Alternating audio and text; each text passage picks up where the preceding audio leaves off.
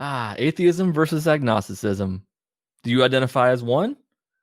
Do you identify as neither? Do you identify as both? Is it even possible to be both? Well, we're about to talk about it. What's up, non-believers, doubters, and skeptics? My name is Kevin. I'm an atheist in the Bible Belt. That's right, I'm an atheist. But what does that mean exactly? Well, according to dictionary.com, atheism means disbelief or lack of belief in the existence of God or gods. Britannica.com defines atheism as the critique and denial of metaphysical beliefs in God or spiritual beings. As such, it is usually distinguished from theism, which affirms the reality of the divine and often seeks to demonstrate its existence.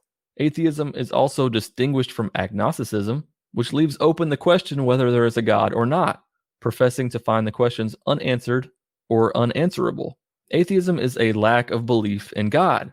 Some people will define atheism as saying that God does not exist. There's a term that we use for people who say there is no God. They are called Gnostic atheists.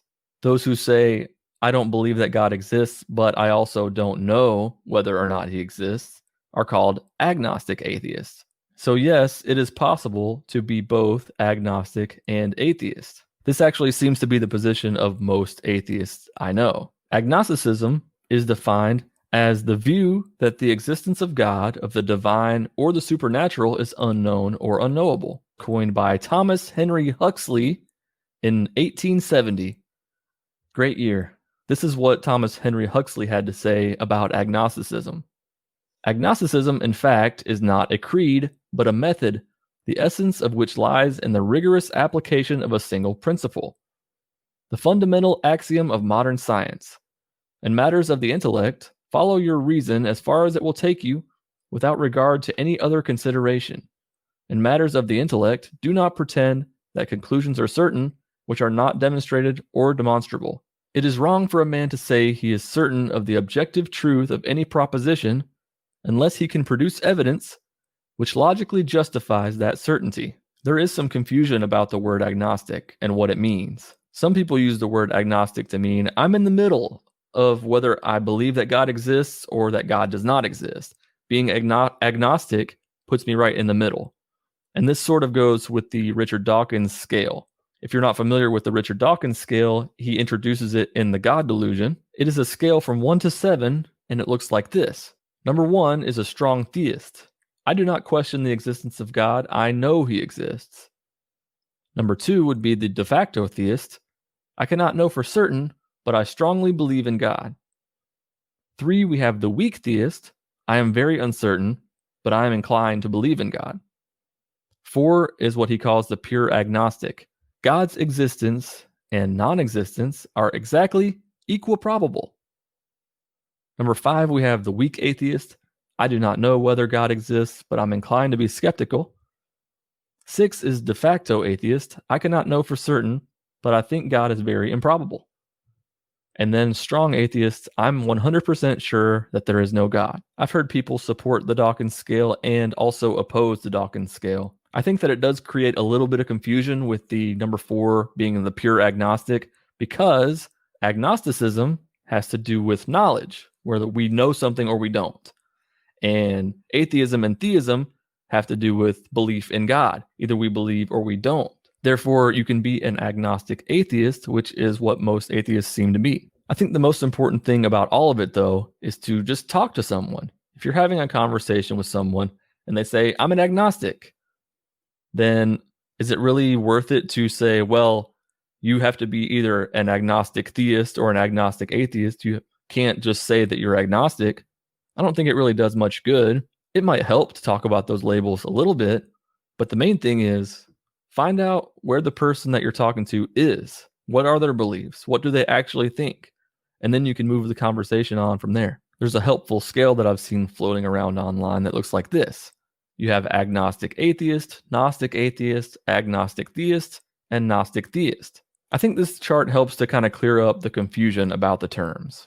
I've actually had atheists in my comments online talking about how I have the terms wrong.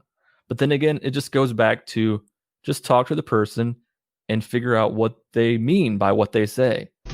Oh, I know for a fact there ain't no gods. What about you? I don't believe in any gods, but I also don't know for sure that no gods exist. What about you? I believe in God, but I don't know for sure that he exists. How about you? I know for a fact that God exists.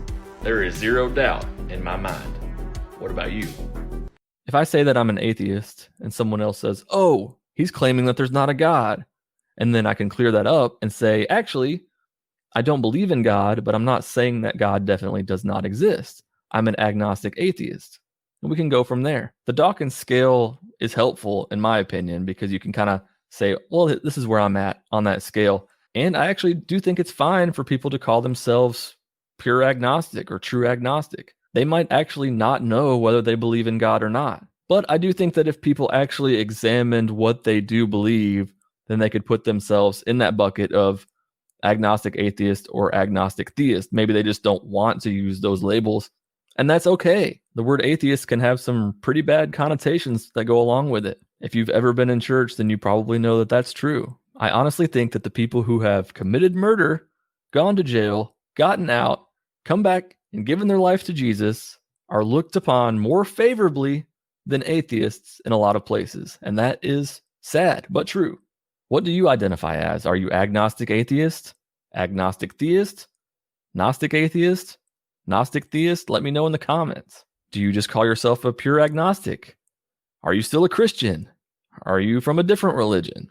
The most important thing that we can do is just have the conversations with each other. I think the worst thing that we can do is give labels. You're an atheist. You're an agnostic. You're this, you're that. And instead of listening to what the people call themselves. I hope you got something from this video. I hope it was helpful. I'm definitely not the first person who's ever talked about agnosticism versus atheism. There's a lot of videos out there, and I suggest you kind of run through them and see what you think. If you like this video, then go ahead and like this video. And remember to subscribe for more ex-Christian and atheist content. If you want to support me further, you can do so at patreon.com/JesusUnfollower. Thank you to my current patrons, Ainsley, Marissa, Leah, Robert, World of Peepers, John, Little Shop of Jesus, Southern Fried Heathen, and Sarah. Your support means more than you know. Until next time, let logic and reason guide the way. Peace out. And if you're still here, make sure to check out this video or this video. And remember to subscribe.